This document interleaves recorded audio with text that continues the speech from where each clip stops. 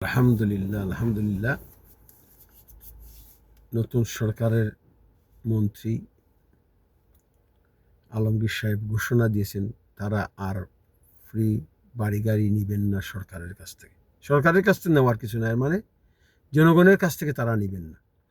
কিন্তু যে আইনের বলে গত এরশাদের সরকারের আমল থেকে এ পর্যন্ত যে আইনের বলে মন্ত্রীরা এমপিরা বাড়িঘর নিয়েছেন, ফ্ল্যাট নিয়েছেন, এগুলো ফেরত দেওয়া দরকার, আর ওই আইনটা বাতিল করা দরকার। এইভাবে ঘোষণা দিয়ে বললেন আমরা নেব না, কিন্তু আইনটা তো রয়ে গেছে।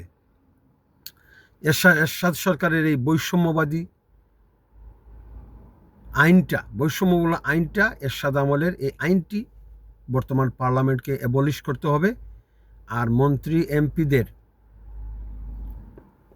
সচিবদের, নির্বাচন কমিশনারদের, প্রধান বিচারপতিদের বলতে হবে আমরা আর সরকারের কাছ থেকে কোনো বাড়িঘর নেব না, ফ্রি গাড়ি নেব না। পৃথিবীর কোনো দেশেই মন্ত্রীদের, এমপিদের, প্রধান বিচারপতিদের, নির্বাচন কমিশনারদের, সচিবদের, বড় বড় সাংবিধানিক পদধারীদের ফ্রি বাড়িঘর দেওয়া হয় না। এই গরিব দেশে এই আইনটা এরশাদ সরকার করেছিল। কেন যে করেছিলেন আমরা জানি না। এই গরিব দেশে কীভাবে এই আইনটি এতদিন থাকে? আপনি মন্ত্রী, এমপি, আপনি সচিব রিটায়ার্ড করেছেন, আপনি গ্রামে যান। পৃথিবীর সব দেশেই প্রজাতন্ত্রের কর্মচারীরা, বড় বড় মন্ত্রী মিনিস্টাররা তাদের লোকাল এরিয়াতে থাকে। রিটায়ার্ডের পরে তারা যাদের লোকাল এরিয়া থাকে। আমাদের দেশে মন্ত্রীরা, এমপিরা, বড় বড় সচিবরা রিটায়ার্ডের পর আর গ্রামে ফিরে যেতে চান না। গ্রাম তো আর বাংলাদেশ না, এটা বাংলাদেশের অংশ না। গ্রামের প্রতি তাদের ভালোবাসা নেই। উন্নত বিশ্বে গ্রামে মানুষ থাকার জন্য পাগল। হ্যাঁ, গ্রামে স্কুল আছে, কলেজ আছে, হসপিটাল আছে, রাস্তাঘাট আছে, সব কিছু আছে।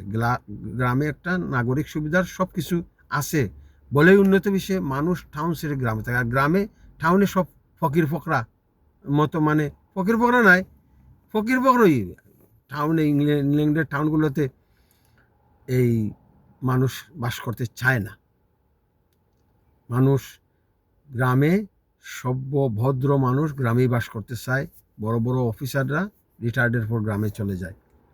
তো আমাদের দেশে হয়ে গেছে উল্টা, গ্রামে কেউ থাকতে চায় না, সবাই টাউনে থাকতে চায়। 70% জনগণকে অবহেলার মধ্যে, বৈষম্যের মধ্যে রেখে এই দেশ কীভাবে আগাবে? তো আমরা মন্ত্রীকে অভিনন্দন জানাই, সরকারকে অভিনন্দন জানাই যে তারা এই ধরনের একটা যুগান্তকারী সিদ্ধান্ত নিয়েছেন। আর অতীতে যেসব গত 20-30 বছরে, 40 বছরে যেসব মন্ত্রী, এমপি, বড় বড় সাংবিধানিক পদে যারা সরকারের কাছ থেকে ফ্রি ফ্ল্যাট, হ্যাঁ, ডিউটি ফ্রি গাড়ি নিয়েছেন, আপনাদের এসব ফেরত দেওয়া উচিত। ডিউটি ফ্রি গাড়ি তো আর ফেরত দেওয়া যায় না, এটা ট্যাক্স ফ্রি গাড়ির সুবিধা তারা নিয়েছিলেন, এখন আর নেবেন না। কিন্তু যারা ফ্রি ফ্ল্যাট নিয়েছেন অতীতে, এগুলো আপনারা ফেরত দেন। এগুলো জনগণের সম্পদ। Free plot, free house, social housing পাবে একমাত্র সর্বহারা, রাইটলেস পিপল, যাদের দরকার, যেসব মানুষের দরকার, যারা হোমলেস, সর্বহারা, গৃহহীন মানুষ, তাদের দরকার ফ্রি ফ্ল্যাট। মন্ত্রী এমপিদের তো দরকার নেই। তো একটা গুড ব্রিলিয়ান্ট স্টার্ট। আমরা চাই সরকার সঠিক পথে যাচ্ছে। আর জুলাই সনদ আবার সংবিধানের কিসের অন্তর্ভুক্ত হবে? সংবিধানে কিছু সংশোধনী দরকার। রাষ্ট্রপতি ইলেকশন, সরাসরি উচ্চকক্ষের বিষয়ে সংবিধানের 48 এবং 70 অনুচ্ছেদের সংশোধন, এগুলা সংসদ চাইলে সংশোধন করতে পারে। এগুলার জন্য জুলাই সনদ সংবিধানের অন্তর্ভুক্ত করার দরকার নাই। জুলাই সনদ আবার কি? একটা বিপ্লব, একটা গণঅভ্যুত্থান হয়েছে, এটা আবার সংবিধানের অন্তর্ভুক্ত কেন হবে? তাহলে তো 90-এর গণঅভ্যুত্থান, 69-এর গণঅভ্যুত্থান, এগুলা কি সংবিধানের অন্তর্ভুক্ত হয়েছে? তো আমরা সরকারকে অভিনন্দন জানাই। এইভাবে সরকার দুর্নীতির বিরুদ্ধে যুদ্ধ ঘোষণা করবে। জয় বাংলা।